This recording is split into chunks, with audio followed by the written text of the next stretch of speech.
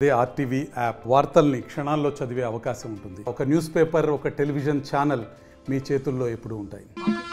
నేను రోజున పొరపాటులో జరిగిన దురదృష్టమైన సంఘటన జరిగింది.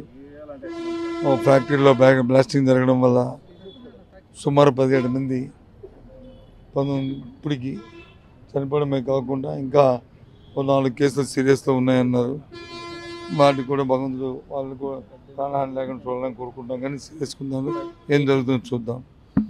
దాంతో పాటు అలాగే వైజాగ్లో మెడికల్ హాస్పిటల్ కానీ, లేదు వైజాగ్లో ఉన్న కిమ్స్లో కానీ, అలాగే ఇక్కడ ఉషా ప్రైమ్ హాస్పిటల్లో ఇప్పుడే చూసాము.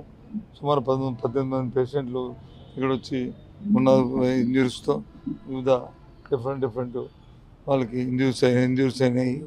వాళ్ళందరినీ కూడా చూడడం జరిగింది. వ్యక్తిగతంగా కోలుకోవాలని మన భగవంతుని కోరుతున్నాము. అన్నింటినీ ప్రభుత్వం కూడా మంచి వైద్యాన్ని ఇప్పించాలి, వాళ్ళకి సరైన కాంపెన్సేషన్ ఇవ్వాలి. అది కోరుకునే విధంగా వాళ్ళు మళ్ళీ జీవితంలో ప్రదర్శనలో వచ్చే వరకు వాళ్ళకి కావాల్సిన అసిస్టెన్స్ అన్ని ప్రభుత్వాలు ఇవ్వాలని ప్రభుత్వాన్ని కోరుతున్నాను.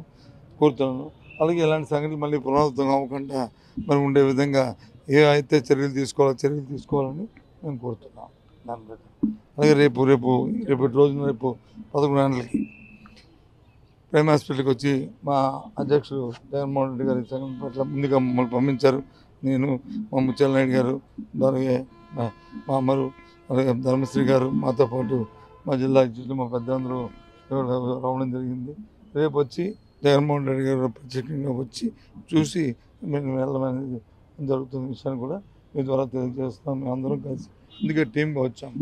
మా ఎంపీ గారు అయితే మాకంటే ముందే వచ్చి మా డాక్టర్ గారు సత్యం గారు ఇక్కడే ఉన్నారు, వచ్చాము. మేము అందరం కలిసి మళ్ళీ రేపు కూడా వచ్చి మరి చూసి ఇదంతా కూడా సెటిల్ అయిన వరకు మా పార్టీ, మా పెద్దందరం కూడా ఎవరైతే ఇబ్బంది పడి ఇంజూర్డ్ అయిన వాళ్ళు ఉన్నారో, మరి శ్రద్ధ ఎవరైతే ఉన్నారో వారి కుటుంబం పట్ల పూర్తి అనుభూతితో పాటు వాళ్ళు మళ్ళీ కోలుకునే విధంగా వాళ్ళకి కావాల్సిన అసిస్టెన్స్ మన ఆత్మస్థైర్యాన్ని ఇవ్వడానికి మేము ప్రయత్నం చేస్తాం. ఎమ్మెల్యే గారు ఛానల్ బట్టి రాజకీయాలు కొద్దిగా దూరంగా ఉన్నారు. గత 15 సంవత్సరాలుగా ఆయనకి ప్రభుత్వం జరుగుతున్న విషయాలు, సమస్యలు తెలియవు ఆయనకి. కాబట్టి తొందరపాటు పడి ఆ మాట అని ఉంటారు. ఒకసారి గత ప్రభుత్వం ఏం చేస్తామో ఒకసారి చూస్తే తెలుసుకుంటే వాళ్ళ మాట్లాడి ఉండరేయటం అనేది నా అభిప్రాయం. తొందరపడితో మాట్లాడు అన్నీ కూడా సేఫ్టీ ఆడిట్లు అని చేస్తాం. ఇప్పుడున్న సాక్షాత్తు ఉన్న చీఫ్ సెక్రటరీ గారు అధ్యక్షతనే కమిటీ చేస్తాం. ఆయనే పర్యవేక్షణ అధికారి కూడా టైం టు టైం చేస్తాం. సంఘటనలు జరుగుతుంటాయి, జరిగినట్టు ఇవన్నీ చూసుకుంటాం. కంటిన్యూస్ మానిటరింగ్ ఉండాలి. గత 5 నెలలుగా 6 నెలలుగా ఈ మానిటరింగ్, ఎలక్షన్ టైం నుంచి మానిటరింగ్ లేకపోవడం వల్ల జరిగిన పరిణామాలు అనుకుంటాం. కానీ ఒకరి మీద ఎంతేసి ఒకరి మీద బుర్ర చల్లి ఒకరి మీద చేయడం అనేది కాదు. సంఘటన జరిగినప్పుడు సంఘటనలు ఏ విధంగా ప్రివెంట్ చేయడం, ఎలాగే రాకుండా చూడాలి. జరిగిన సంఘటన బట్టి ఏ విధంగా స్పందించాలి, వెంటనే వాళ్ళు ఏ విధంగా ఆదుకోవాలి, అది ఏ విధంగా చేయాలనేది అది మనకు ముఖ్యం. ముందు నిన్న మధ్యాహ్నం జరిగింది, 17 మంది అక్కడ చనిపోయారు. మేము వచ్చి ఉదయం వెళ్ళి అక్కడ చూసి ఆ చనిపోయిన కుటుంబాలను వచ్చి పరామర్శించి వాళ్ళకి కాంపెన్సేషన్ ఇవ్వాలని డిమాండ్ చేసి వాళ్ళు వచ్చి కన్నీరు ముందు వాళ్ళు పట్టుకొని వాదాన్ని చేసి మేము డిమాండ్ చేస్తే కానీ 4 గంటల వరకు అక్కడికి ఎవరైనా వెళ్ళిన దాంతో నాయకుడు లేరు. స్థానికంగా మరి ఎంతమంది ఎమ్మెల్యేలు ఉన్నారు కదా, మరి ఎంతమంది మంత్రులు ఉన్నారు కదా, మరి ఎందుకు వెళ్ళదు? ఏం చేద్దాం? అది మానవ ధర్మం కాదా? అది ఎవరో చెప్పాలా, మనకి ఎవరో చేయాలా?